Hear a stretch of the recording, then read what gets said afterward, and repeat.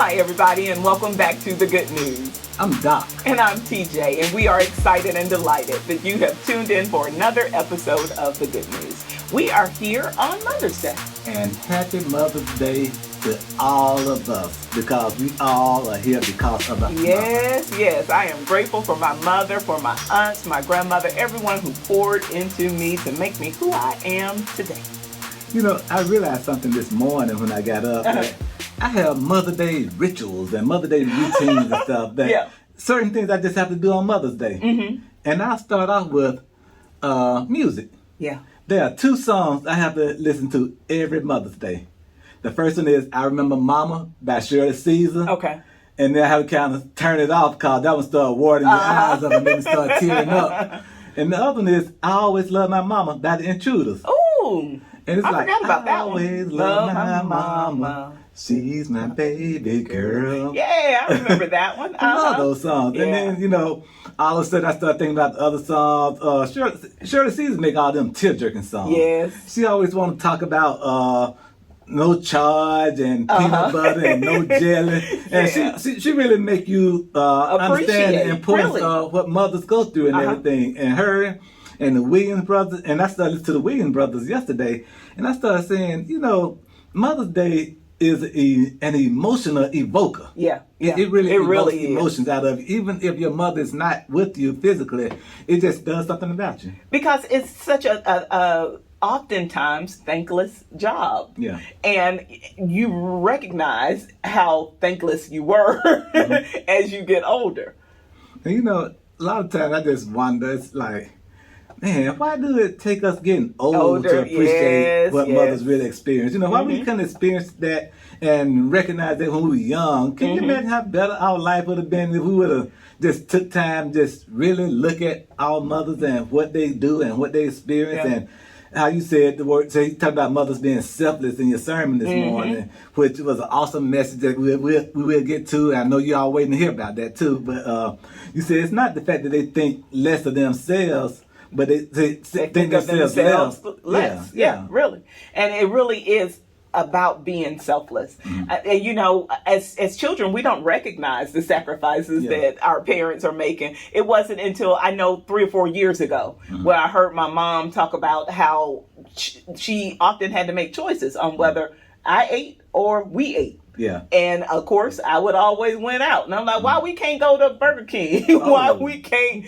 Because this is what we had. You know, as children, you don't understand that. And so I think it's a challenging job. Even it can be impossible if you're trying to do it right. You know, I mean, because there isn't a right way. It's the way you're doing it. And so we put all these impossible regulations and rules around what moms should do. You have to, these are your checkups, and you have to do your checkups on your child. If you may not be being a good mom if you're letting your child do this. And it can be an impossible task if you're trying to meet a standard that is not for you to meet.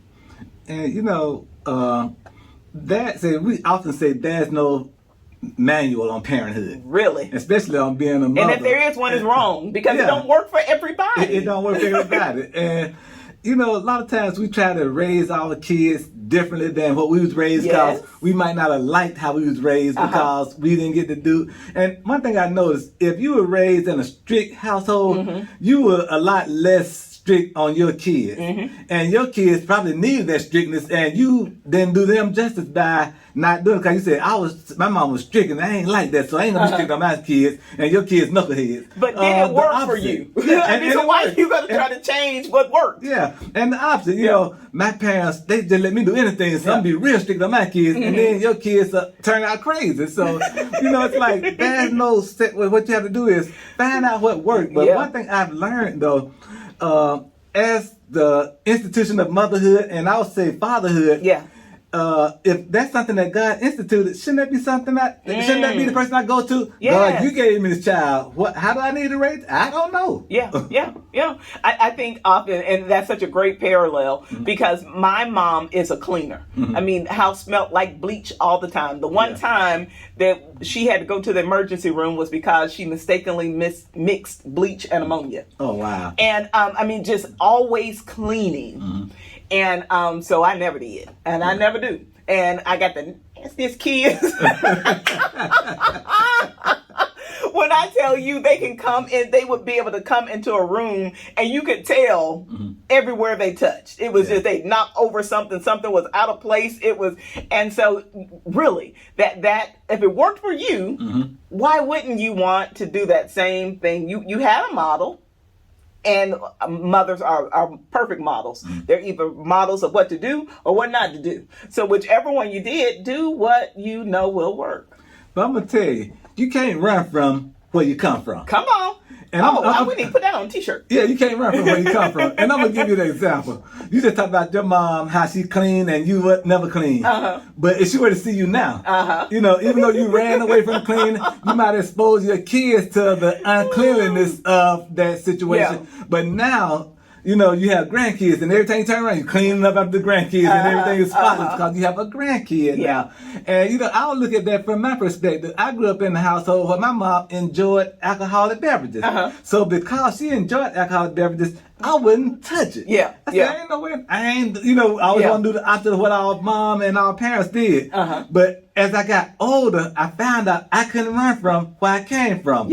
And the very first time I did say, I'm just going to take this. I'm grown enough to be what I want to do and do what I want to do. So when I taste, I'm like, oh, no wonder mama like this. So you can't run from where you come from. Really. And we shouldn't. Like I talked in our message today, is knitted into the fabric of who we are. And you know, oftentimes we think about our parents and say, since it's mother, I want to stay with mothers right now. So a lot of times we look at our mothers and we say, I wouldn't do that, you know, because our mothers, they take so much. And I used to get mad at my mom. My mom would just give people money and stuff, and we didn't even have stuff. And she'd give people come over, like other friends, can I borrow $5? Can I borrow this? I'm like, no. And, you know, I would try to write interference sometimes, you know, because I knew what they wanted from my mom. And my mom, she's busy right now. She can't come. Or she called, you know, I tell her you called and wouldn't tell and stuff, you know, because she gave so much, and that here I am, you know, married to a wife who want to give. I'm like, you can't run from where you come from. I'm like, God, give me somebody who want to save and do this, and God, give me somebody who want to give just as much my mom gave. And it taught me how to give even more now, because I can't run from it now. You know, and I don't even know how that story came up. It came up after the message about me stealing my auntie's money out of her closet. And she just had, it was these Pringle cans, and she had them filled with coins. And some of them were coins that she had brought back from France when she visited in high school, and some of them were just like regular money that I knew was money. And I wasn't a little kid. I was probably about 6 or 7. And I just had handfuls of quarters. I'm at the ice cream truck. What you want? You want the strawberry butterscotch? I bought everybody ice cream. See, now I have an out with you. Because see, you should have told DJ that story a long time ago.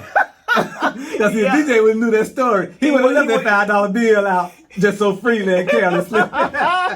He would have been prepared. You can't run from where you come from. What in the world? But I am grateful for the people that make us who we are. And you like you said, you can't get away from it. I can see the conversations that I have, the things that I do, and I can take it right back to one of the 4, my aunts and my grandmother, my mom. And you know, we think about these people that come into our life, and we try so hard not to be like them because we think what we see as a sign of weakness and overabundance of giving, and we think, nah, I ain't doing all that. I'm trying to get. And then next thing you know, you the one doing all the giving, and you the one who's so caring and all that because it's in you. And that's what mothers do. They put stuff in us because it was put in them, and it just go on and on and on. And so I talked in the message this morning about some of the isms that our mom gives us. And that's how I came to our title. The text for this morning came from 2 Corinthians, the 10th chapter, verses 3-6, where Paul reminds us that our warfare is divine, that we have to take captive the thoughts of to give them to Jesus. And so I talked some about the mama-isms, the things that our moms say. And I talked about all the things I've been slapped up under or told that I would be slapped up under. But the main emphasis of the message was not to kill the why in children. the why and the why nots, because they're so powerful in us finding God, in us becoming who we are. And I'm just grateful that the women in my life entertained my questions. Yeah. And you know, kids, we can give you an endless string of whys until you just want to turn up the radio and drown us out. One of the things I said that eventually you get to because I said so. Yeah. Because I said so. Really, and you really. know, that is a mic drop. Yeah. That's a mic drop. When you hear because I said so. And you know, it's funny because I remember hearing because I said so, and I'll go in my room, she just don't know the answer. You know, and I'm mumbling up under my lip. Huh? What you say? Boy, I'll slap your teeth down your throat and dare you to swallow it. yes. And so the title of the message came from one of those mama-isms, where I know all moms have said it. They say it when you think you've been ready to leave the house and you ain't cleaned up, you ain't took out the trash, you ain't did what you supposed to do. But that when you've gotten ready and you heading out the door, and she said, "Where you think you going?" Yeah. And that's really what God asks us to ask ourselves that question every day. Where do you think you're going? And how in the world are you going to get there without me? And what's so funny, you know, you try to stay, well, me, when I'm listening to a sermon, I try to stay in the moment of the sermon, but it is so hard to stay in the moment of the sermon. So my mind started thinking about the situation that I confronted when I heard that question, where do you think you're going, and stuff like that. And I started just picturing myself back years and years ago when I got asked that question. And I just started thinking, I said, okay, like you said, I'm not sure if it was after the sermon when we had our round table talk after that. She saw me getting ready. Yes, she did. She saw me when I combed my hair, saw you brush your teeth, saw you put on a abundance of perfume and all that stuff. And I'm thinking, my mom saw me get ready to do all that stuff. Why you didn't stop me before I started doing all this? You let me waste time. And God will seemingly let us waste time. And you shifted you pivoted to the purpose of God's purpose for our life in doing so. And like her purpose. My purpose for you today is you go clean up that room. Your purpose is you going out. Or so you thought. And I remember, and I'm telling you something else I thought about. When you said one day you went out and your mom came and got you because you left hair in the sink. Yes. Goodness gracious. Well, some of the stuff our mothers would do to us. And such a powerful parallel to the way that God allows us to work. Yeah. You know, we make our plans. We say, I'm going to, like you and I both, we thought we would have MBAs and be on Wall Street. Yeah. And God said, I gave you that business knowledge to be able to grow my church, to be able to help other churches grow, to be able to raise funds for the missions that Jesus has placed in us. And so we will get off track. Yeah. And I talked in the message about the power of the pivot. It is never too late to pivot. It's never too late. And what that made me think about was how what I use now for my podcast, Passion for Purpose. Let passion ignite your purpose. And what happened is the passion is for us. Yes. Because God knows that we need to be excited to do what his purpose is, but our purpose is for others. Yes. And that's what's so funny. A lot of us get so mixed up thinking our purpose is for us. No, God gave us a purpose to serve others, but he allowed our passion to ignite us to do the purpose. And when I think about that, your mom let you do all this stuff to get ready and get excited and everything. You feeling real good, probably dancing to the door and everything. I already knew I was going. And sit your behind down while I make change. Sit your $5. While I make change. Yes. And you know, we have to be willing, you know, because I could have been insolent and went anyway. And we do that with God. God will say, this isn't working because it's not the purpose I have for you. It's not what I have ordained for your life. You may be successful at being a thief. Yeah. You may be successful at selling drugs. You're the only drug dealer that hadn't got caught. But that's not the purpose that God has for you. And he will show you. And you know, it's so hard for people to get into their purpose when they're successful outside of it. When you And I'm going to have to go to a show we've been watching recently called The Chosen. Yeah. And how it tells the story of Jesus and how Jesus' ministry got started and everything. And a great show. Yeah. But what both of us got so fascinated about was his talk with Nicodemus. Yes. And at the end, oh my goodness, when he got ready to go to Samaria, and he said, you almost made it. And he was talking about Nicodemus, because Nicodemus, no, he said you were so close. You were so close. And Nicodemus was so close to becoming a disciple of Jesus, but he was so successful as a rabbi, and he had so much stuff going, he just couldn't pull away from it. And that's so unfortunate with so many of us. We are so successful on our jobs that we can't walk away from it. We are so successful in our communities, and God has a purpose for us, and he allowed us to do all these things that we wanted to do, and now it's time for us to do what God wants to do, and we can't walk away from it. Take every thought captive. Where do they think they're going? Christ. Where do they think they're going outside of God's will? Those thoughts are, like you say, for us to ignite our passion. We have to go to God, and we have to, I talked in the message about being in constant contact with God. It's not Easter and Christmas. You have to be talking with God every day to make sure that you are following his will. I read this text, I know, hundreds of times. I mean, one of the books that I took an exegetical course on in seminary. But it's spoke to me with this completely different message because I stay in constant contact with the Word of God. And you know, that's what's so important. Whenever you lose contact, it's like there are certain people, if I hadn't talked to them in a long time, the first thought coming to mind is, I wonder if I say something to get them mad.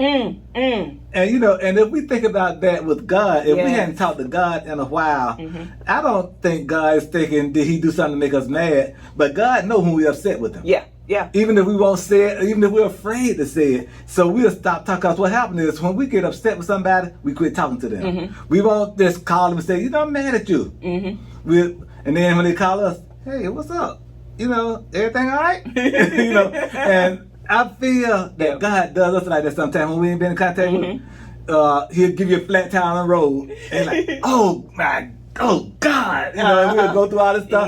Oh, now you want to call me. You call him my name. Now you want to call me. But it just, the message was so powerful, and it just tied into not just Mother's Day, but tied into who we are as a people and what we're trying to get in our life. You ask, why am I here?